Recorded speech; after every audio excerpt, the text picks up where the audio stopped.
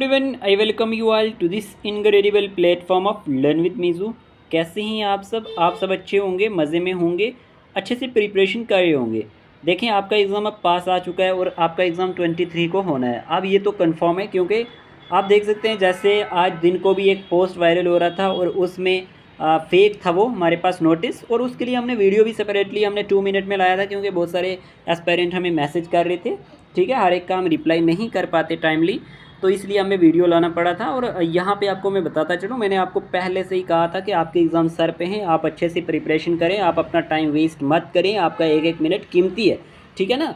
इसी तरह हम भी आपके लिए कंटिन्यू वीडियोज़ ला रहे हैं। जो जो आप कहते हैं कि इस टॉपिक पे वीडियो लाना है, हम उसके लिए वीडियो लाते हैं आपके लिए। होप आपको हमारे वीडियोज़ काम आते होंगे। तो इसी तरह आज हमने इंग्लिश पे लेक्चर लाया है। लेक्चर नहीं है एक्चुअल में, ये 10 क्वेश्चन होंगे जो आपके सिलेबस को देख के हमारे पास फ्रेम किए गए हैं। अब आप 10 में से कितने मार्क्स कर रहे हो, स्कोर वो आज पता चल जाएगा। ठीक है, अगर आप चैनल पे नए हैं तो जल्दी से चैनल को सब्सक्राइब कर दें और इस लाइक कर दें वीडियो को, ताकि आपको डेली हमारी वीडियोज़ की नोटिफिकेशन और आपको टाइमली पता चलता रहे। ठीक है, स्टार्ट करते हैं जी। ओके, पहला क्वेश्चन बड़ा ही ईजी सा है, आपसे पूछा गया है। आपने क्या करना है, वीडियो को पॉज करना है और आंसर देना है फिर कमेंट बॉक्स में। क्लियर। चलिए, have you seen a tiger and dash elephant together. आपसे पूछा गया क्या आपने कभी एक have you seen a tiger and dash elephant together. Option है आपके पास यहाँ पे ए ऑप्शन है, ए और या फिर बी एन या फिर द या फिर नो आर्टिकल। तो क्या आंसर आएगा यहाँ पे, जल्दी से बता दें। तो प्यारे दोस्तों, इस क्वेश्चन का आंसर है हमारे पास यहाँ पे, आपको पता होना चाहिए, आपने चूज़ कर लिया होगा यहाँ पे option number B N. Okay, तो यहाँ पे एन आएगा। ठीक है, सिंपल, आपको ये पता होना चाहिए एन क्यों आएगा। सिंपल है, देखें अगर हम बात करते हैं, यहाँ पे पूछा गया था एलिफेंट इज ए वर्ड, क्या है हमारे पास, वॉवल साउंड है इसकी, और हेंस एन आर्टिकल यहाँ पे आएगा। आपको इतना तो पता होना चाहिए, ई से स्टार्ट हो रहा है ये हमारे पास। तो आपको यहाँ पे पूछा गया था, तो इस क्वेश्चन का आंसर था हमारे पास एन। ओके, यहाँ पे क्या आने वाला था, एन आर्टिकल आने वाला था। ये आपको पता होना चाहिए, आपको यूजेज ऑफ आर्टिकल का पता होना चाहिए। एन कहाँ यूज़ होता है, दा कहाँ पे यूज़ होता है, या फिर हमारे पास बाकी अगर हम बात करें यहाँ पे नो आर्टिकल कहाँ पे यूज़ होता है, क्योंकि क्वेश्चन एग्ज़ाम में बनते हैं और आपको फिर कन्फ्यूजन हो जाती है, आप गलत कर देते हैं। आज के बाद क्वेश्चन को गलत नहीं करना है। तो प्यारे दोस्तों, आपको ये पता होना चाहिए कि जो यूज़ होता है एन आर्टिकल का, देखें गौर से सुन लें। यूज़ ऑफ एन आर्टिकल की जब हम बात करते हैं, कोई भी वर्ड जो शुरू होता है किसके साथ, a word beginning with A vowel sound. कोई भी वर्ड अगर वॉवल साउंड से शुरू होगा तो हम वहाँ पे किसका यूज़ करेंगे, एन आर्टिकल का यूज़ करेंगे। जैसे एग्जाम्पल मैं और दे दूँ, जैसे एन एलिफेंट हो गया। ठीक है, फिर अगर हम बात करें यहाँ पे एन आवर हो गया यहाँ पे। ठीक है, फिर अगर हम बात करें यहाँ पे एन ऑरेंज हो गया यहाँ पे। ठीक है, इस तरह से एटसेट्रा। और इसी तरह अगर आपको पूछा जाए ए का यूज़ कहाँ पे होगा, तो यूज़ ऑफ ए आर्टिकल की जब बात करते हैं हम यहाँ पे, यूज़ ऑफ ए आर्टिकल, तो ए आर्टिकल का यूज़ कहाँ पे होता है, सिंगुलर काउंटेबल नाउन के साथ। क्या कहा मैंने, सिंगुलर, बड़ी गौर करने वाली है, सिंगुलर होना चाहिए और काउंटेबल होना चाहिए। काउंटेबल क्या, जो आप गिन सकते हैं, काउंटेबल नाउन होना चाहिए। अब नाउन भी आपको पता होना चाहिए, नेम होता है किसी भी प्लेस का या फिर पर्सन का या किसी चीज़ का। ठीक है, a noun is the name of person place, I think आप बचपन से पढ़ते आ रहे हैं। ठीक है जी। फिर हम कह सकते हैं कि ए का यूज़ कहाँ पे होगा, a word beginning with the consonant sound, और जो किससे स्टार्ट होता होगा, कंसोनेंट साउंड के साथ, उसके साथ हम किसका यूज़ करेंगे, हम ए का यूज़ करेंगे। क्लियर।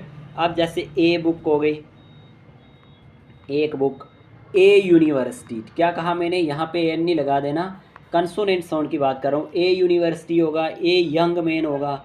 ठीक है जी, ए यंग मैन, या फिर ए टेबल, इस तरह की चीज़ों के साथ ए का यूज़ होता है। इतना समझ आ गया।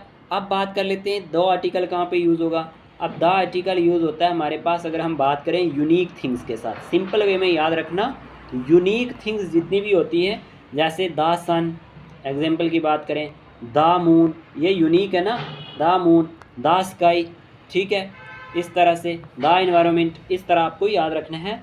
और फिर सिंगुलर नाउन्स होने चाहिए जो रिप्रेजेंट करते हैं होल क्लास को। किसको, होल क्लास को। मैंने कहा सिंगुलर नाउन होने चाहिए जो होल क्लास को रिप्रेजेंट करते हैं, जैसे द रोज़, द रोज़। ठीक है, द कंप्यूटर, इस तरह के वर्ड के साथ, द साइंटिस्ट। ठीक है, फिर हमारे पास सुपरलेटिव डिग्री जो होती हैं एडजेक्टिव्स की, जैसे द टॉलेस्ट, इस तरह के वर्ड्स के साथ, या फिर द मोस्ट इंटरेस्टिंग थिंग। ये याद रखना, सुपरलेटिव डिग्री के साथ द का यूज़ होता है। और बिफोर नेम्स ऑफ जो हमारे पास न्यूज़पेपर हो गए, एक सेकेंड, बिफ़ोर किसके मैंने कहा आपको, बिफ़ोर जो हमारे पास नेम्स ऑफ न्यूज़पेपर के साथ हो गया, या फिर हम कह सकते हैं थिंग्स के साथ, सॉरी मैगजीन्स के साथ, ठीक है, द टाइम हो गया, इस तरह से, ठीक है। ये बातें आपको याद रखनी है, ये आपको कोई नहीं बताएगा। और दा जो होता है ये हमारे पास हम यूज़ करते हैं in front of all nouns, ये आपने याद रखना है, जैसे the moon, the world, the sun, the atmosphere, the rain, the south, the west, the north, इस तरह के वर्ड के साथ हम दा का यूज़ करते हैं। इतना आपको समझ आ चुका होगा, ओके। लेकिन अब प्रॉब्लम कहाँ पे हो जाती है, आप नो आर्टिकल नहीं यूज़ करते हो। अब नो आर्टिकल कहाँ पे यूज़ करना है ये आपको पता होना चाहिए, कि कई बार मैंने देखा है JKSSB नो आर्टिकल वाले क्वेश्चन बहुत डाल देता है। सिंपल वे में याद रखना, आज के बाद गलती मत करना। यहाँ पे एक बात याद रखना, एक सेकेंड, यहाँ पे बात क्या याद रखनी है कि no article if the noun is, noun क्या होगा, मैंने क्या कहा, नाउन अगर काउंटेबल होगा, नाउन अगर काउंटेबल होगा एंड प्लूरल होगा, काउंटेबल है लेकिन प्लूरल है। जैसे एग्जांपल हम कह सकते हैं अनकाउंटेबल नाउन के साथ हमारे पास हम नो आर्टिकल का यूज़ करते हैं। अब अनकाउंटेबल नाउन कौन से होते हैं ये भी आपको पता होना चाहिए। अनकाउंटेबल नाउन के बारे में आपको जानकारी होनी चाहिए। काउंटेबल में जैसे हम वाटर की बात करेंगे, ठीक है ना, मिल्क की बात कर सकते हैं, ठीक है, इस तरह के जो वर्ड होंगे। जैसे अगर आपको कोई कहे आई वांट डैश वाटर, तो क्या भरेंगे इसमें आप, कुछ भी नहीं भरेंगे, यहाँ पे नो आर्टिकल आएगा, आई वांट वाटर ही आता है। लेकिन एक बात है, अगर स्पेसिफिक कोई सेंटेंस है, जैसे आपको कोई कह दे please, please pass dash water bottle, तो इस तरह की चीज़ों के साथ आपने याद रखना है। अब स्पेसिफिक एक बात हो रही है कि please pass the water bottle आएगा, ठीक है। अब यहाँ पे द आर्टिकल का यूज़ होगा इस तरह से। अगर कोई सिंपल सेंटेंस है जिसमें मैंने आपको बता दिया अनकाउंटेबल नाउन होगा, वहाँ पे नहीं होगा। और विद एब्स्ट्रैक्ट नाउन के साथ हम नो आर्टिकल का यूज़ करते हैं। कौन से नाउन, एब्स्ट्रैक्ट नाउन, ये भी आपको पता होना चाहिए। एब्स्ट्रैक्ट नाउन के साथ हम क्या करते हैं, नो आर्टिकल का यूज़ करते हैं, इतना भी आपने दिमाग में बिठा लेना है। और उसके बाद आपने नेम ऑफ बुक्स की बात करें, प्लेस की बात करें, ठीक है, इतना इंपॉर्टेंट था। एब्रीविएशन की बात करें, एब्रीविएशंस जैसे यूनेस्को हो गया, UNESCO, ठीक है, इस तरह के, या फिर मील हो गया, मील, मील्स के साथ जैसे हम एग्जांपल दे रहे हैं, ब्रेकफास्ट स्टार्ट्स एट 7, ठीक है, या फिर I had a breakfast today, इस तरह से आप कह सकते हैं ना, एग्जांपल्स कुछ दे सकते हैं अपनी, ठीक है। तो यहाँ पे ये चीज़ें हैं कि हमारे पास इन चीज़ों का आपने ध्यान रखना है, कहाँ कहाँ पे यूज़ होता है और कहाँ पे नहीं यूज़ होता, ठीक है। अब से आपने इनको भूलना नहीं है, ओके जी। मैं एग्जाम्पलें लिखवा देता हूँ आपको नो आर्टिकल वाली। जैसे शुगर के साथ, शुगर चीनी अनकाउंटेबल है, लव के साथ, एयर के साथ, वाटर के साथ, एंगर के साथ, रेन के साथ, लाइट के साथ, या फिर डार्कनेस के साथ, इस तरह के जो वर्ड होंगे इनके साथ नो आर्टिकल यूज़ होगा। मेरा कहने का मतलब यही था कि जब हम क्या करते हैं, when you want to talk about a category और ग्रुप इन जनरल, तो तब हमारे पास नो आर्टिकल का यूज़ होता है। आपसे बात अपने दिमाग में बिठा लेनी है। अब बात करते हैं नेक्स्ट क्वेश्चन की। क्वेश्चन पूछा गया है, he told her I want to meet your father. अब डायरेक्ट इनडायरेक्ट से पूछा गया है, बताएं इसका आंसर क्या होगा। He told her I want to meet, यहाँ पे योर फादर, क्या आंसर होगा इसका। यहाँ पे ऑलरेडी टोल्ड में है, ठीक है, और मैंने आपको कहा था कि टोल्ड में ही रहता है। अगर सैड टू हो तो वो हमारे पास किस में चेंज हो जाता है, वो टोल्ड में चेंज हो जाता है, ऑलरेडी बताया था। और सैड में ही रहता है, कुछ बताया था, एक दिन पहले पढ़ाया था। और मैंने कहा था दैट, इसमें कंजंक्शन यूज़ होता है। दैट क्या होता है, कंजंक्शन की तरह यूज़ होता है। अब सेंटेंस तो आपको दिए गए यहाँ पे, टोल्ड तो टोल्ड में ही है, और हर भी ऐसे ही सेम है, दैट भी वैसे ही कंजंक्शन लग गया है। अब आप मुझे बताओ यहाँ पे ही आएगा या शी आएगा या आई आएगा। अगर प्यारे दोस्तों आपने मेरा नरेशन का लेक्चर देखा होगा तो आपको पता होगा, मैंने आपको कहा था थर्ड पर्सन के केस में नो चेंज होता है, तो ही तो आएगा यहाँ पे। चलो मान लेते हैं ही भी आएगा। उसके बाद आपको ये पता होना चाहिए वांट, वांटेड आएगा, ये भी हमें पता है। टू मीट, यहाँ पे आएगा क्या, टू मीट हर फादर आएगा, ठीक है। तो यहाँ पे इसका आंसर ऑप्शन नंबर बी है, ये करेक्ट आंसर होने वाला है। He told her that he wanted to meet her father, okay.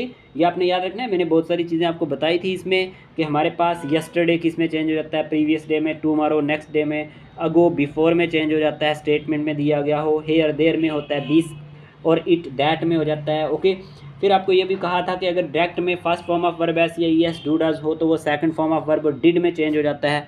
अगर आपके सामने इज़ आर एम दिया हो, इज़ आर एम, तो वो किस में चेंज हो जाता है, वाज वर्ब में चेंज हो जाता है। ठीक है, उसके बाद मैंने कहा था हैज़ हैव हो तो वो हैड में चेंज हो जाता है। मैंने कहा था हैज़ बीन हैव बीन हो तो वो हैड बीन में चेंज हो जाता है। ये चीज़ें आपने याद रखनी है दिमाग में। और याद रखना कुछ और इंपॉर्टेंट बातें बताई थी, शैल शुड में चेंज हो जाता है, शैल शुड में, कैन कुड में, ओके, मे माइट में, इतना आपको पता होना चाहिए, टुडे दैट डे में। इस तरह से ये मैंने आपको समझा दिया था। चलिए अब बात करते हैं नेक्स्ट। नेक्स्ट पूछा गया आपसे Fatima is not at home at the moment she dash work. अब आपसे पूछा गया Fatima is not at home, वो घर पे नहीं थी, मोमेंट पे at the moment she dash work. अब बताओ ज़रा, is at, is on, was at, was on, क्या आंसर आएगा।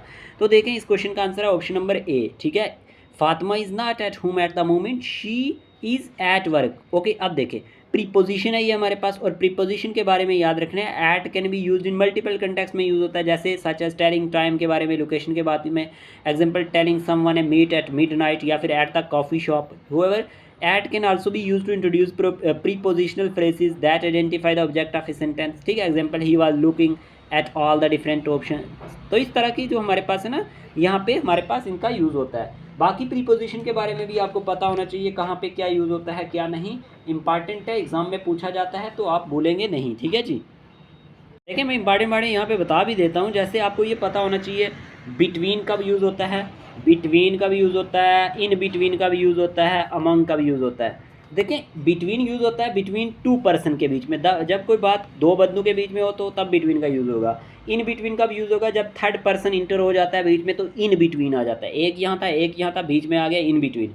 फिर मैंने कहा अमंग का भी यूज़ होता है जब उससे भी ज़्यादा बंदे हों, यानी यूज़ बिटवीन टू और मोर पर्सन के बीच में अमंग आएगा। अमंग जैसे मैं एग्जांपल दे दूं आपको, मैं कह रहा हूं कि हमारे पास यहाँ पे distribute sweets dash Ram and Shyam. अब राम एंड श्याम के बीच में बात हो रही है, दो बंदे हैं, तो यहाँ पे क्या आएगा, बिटवीन आएगा। लेकिन मैं अगर यहीं पे आपको कह देता कि यहाँ पे मैं आपको कहता डिस्ट्रीब्यूट बुक्स डैश चिल्ड्रन, तो आप क्या कहते, आप डिस्ट्रीब्यूट बुक्स अमंग चिल्ड्रन लिखते, क्योंकि चिल्ड्रन बहुत सारे होते हैं तो अमंग का यूज़ होगा। इतना समझ आ गया।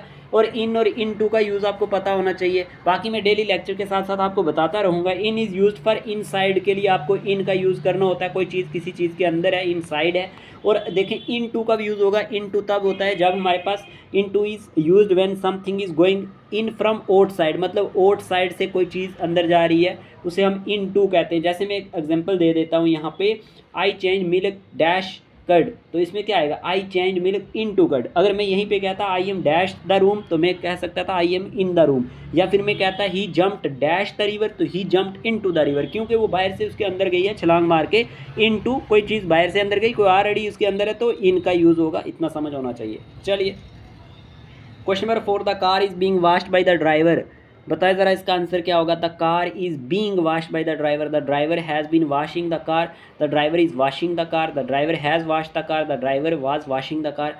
सिंपल सा इसका आंसर है हमारे पास option number B, the driver is washing the car. मैंने आपको समझाया था पहले भी, the driver is washing the car. Okay, given sentence is in present continuous tense है and it is in passive voice में। ठीक है, रूल क्या कहता है हमारा, subject plus is are am plus first form of verb plus other agent, तो ये आपको पता होना चाहिए।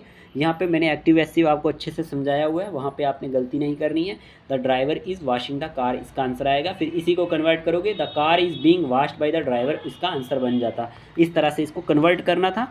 ठीक है, ये आपको समझ होना चाहिए। अगर आपको इसकी समझ नहीं है किसी को भी, तो मैं कहूँगा जाओ आप वॉइसेस वाली वीडियो मेरी देख लो, बहुत अच्छे से समझ आएगा। हर चीज़ को मैंने बड़े अच्छे से समझाया हुआ है, किसको किस में कन्वर्ट किया जाता है। अब यहाँ पे आगे next, this is a letter. अब यहाँ पे जंबल वर्ड वाला सेंटेंस एक आ गया, आपको सेंटेंस जोड़ना है। This is a letter from a young lady who was lately wounded in a duel or writing in the most passionate terms wherein she laments the misfortune of a gentleman। the proper sequence क्या होगा इसका, option आपके सामने है, जल्दी से बता दो। सब ने वीडियो को पॉज करके इसका आंसर दे दिया होगा। इस क्वेश्चन का आंसर है option number B, P R S Q. देखें यहाँ पे पी सबसे पहले आता है। पी क्या है हमारे पास, पी है हमारे पास यहाँ पे फ्रॉम ए यंग लेडी। ठीक है। दिस इज़ ए लेटर तो पहले ही आएगा, this is a letter from a young lady. Okay, उसके बाद क्या है, returning the most passionate term. ये जोड़ना बहुत आसान होता है आपको, लेकिन एलिमिनेट करना है ऑप्शन को पहले, ठीक है। फिर आपको यहाँ पे दिया गया S, where in she laments the, हमारे पास misfortune of a gentleman, और फिर लास्ट पे हमारे पास क्या आ गया, Q who was lately wounded in a duel, ठीक है। ये लास्ट पे फिर ये वाला सेंटेंस आएगा, इस तरह से इसको आपको जोड़ना था। तो पूरा सेंटेंस क्या बना, this is a letter from a young lady written in the most passionate terms where in she laments the misfortune of a gentleman who was lately wounded in dual.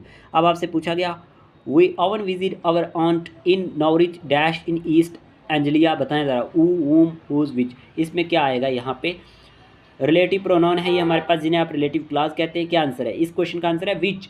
We often visit our aunt in Norwich which is in East Anglia, ठीक है। ये आपने याद रखना है, इसके बारे में ये भी एग्ज़ाम में आते हैं। ओके, और ये बहुत ईजी होते हैं।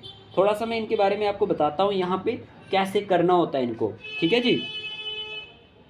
देखिए यहाँ पे विच क्यों आया, आपको कुछ चीज़ें याद रखनी है। हमारे पास जो क्लॉजेज होते हैं ना, ठीक है। अब यहाँ पे क्या होता है, यहाँ पे आपको यह याद रखना है, हमारे पास एक प्रिंसिपल क्लॉज होता है और एक मेन क्लॉज होता है, फिर उसमें सबऑर्डिनेट क्लॉज भी होते हैं। जैसे मैं कह दूँ कि he said that he would do that, he would do that, मैंने कहा he said that he would do that.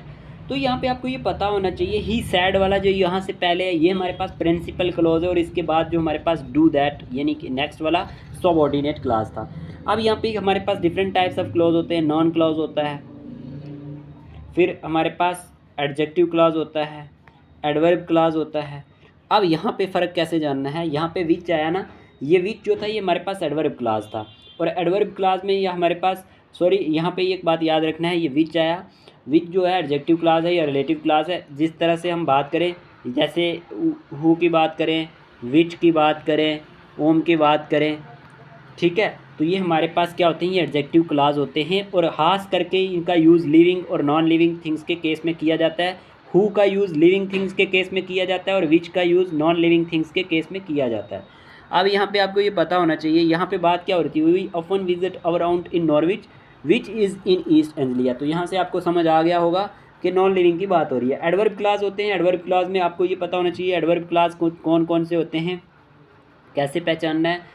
Adverb clause of reason होता है, प्लेस होता है, टाइम होता है, पर्पज़ होता है, रिज़ल्ट होता है, कंडीशन होता है, ठीक है। लेकिन आपको ये याद रखना है कि जो एडवर्ब क्लॉज ऑफ रीज़न है उसमें किस तरह के वर्ड होते हैं, बिकॉज, सिंस, एज, फॉर, इस तरह के वर्ड यूज़ किए हुए होते हैं।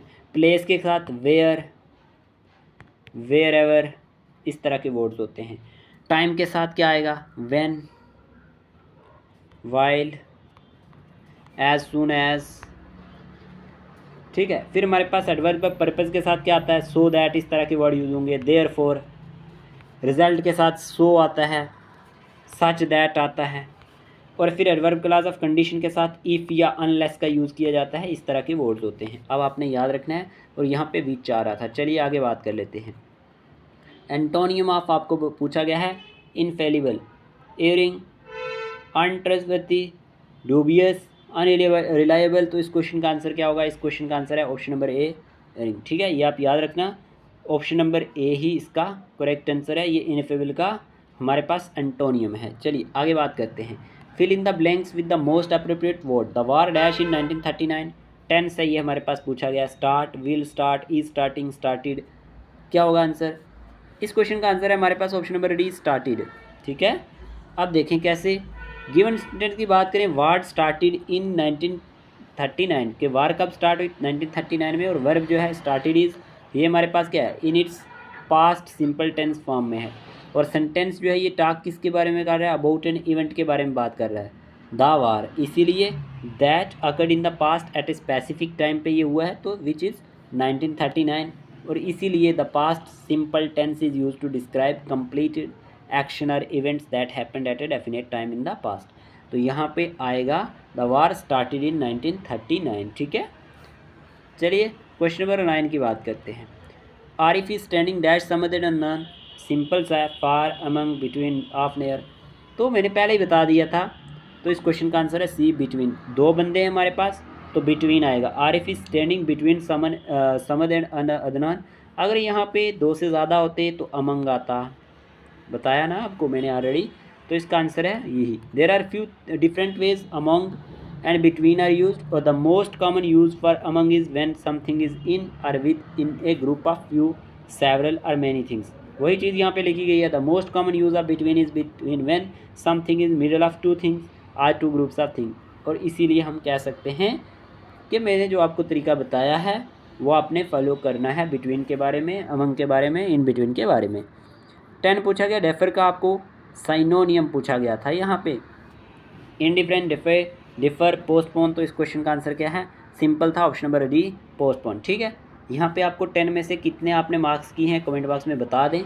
ठीक है, आज मैं थोड़ा अच्छे से नहीं चीज़ों को एक्सप्लेन कर पाया क्योंकि यहाँ पे थोड़ी सी मुश्किलात हैं अभी, उस वजह से मैं नहीं कर पाया। कल मैं इन डिटेल बताऊंगा, इसीलिए मैंने आपको कहा था टॉपिक वाइज बेटर रहता है, वहाँ पे मैं आपको अच्छे से चीज़ें अंडरस्टैंड करवाता। फिर भी आपको कोशिश करनी है यहाँ पे कैसे चीज़ों को करना है। हमने आपके लिए ये ऐसा क्विज़ ही लाया था कि आप कितने क्वेश्चन ठीक कर रहे हैं। कोशिश करूँगा कि हम यहाँ पे ना टॉपिक वाइज 3-4 दिन हम क्लासेस लाएँ इंग्लिश की, फिर आपको अच्छे से समझ आएगा कि कैसे वॉइसेस को करना है, कैसे नरेशन को करना है। वॉइसेस नरेशन की वीडियो पड़ी हुई है, आर्टिकल और मॉडल पे मैं वीडियो लाऊंगा, और प्रीपोजिशन पे और रिलेटिव क्लॉज पे, फिर आपको अच्छे से समझ आएगा। होप आपका वीडियो आपको अच्छा लगा होगा। मिलते हैं नए लेक्चर के साथ। Take care of yourself. बाकी ये है कि अगर आपने मॉक टेस्ट देने हैं हमें आप 8492886188 पर मैसेज कर देना, आपको ऐड कर दिया जाएगा। Okay, clear. Take care.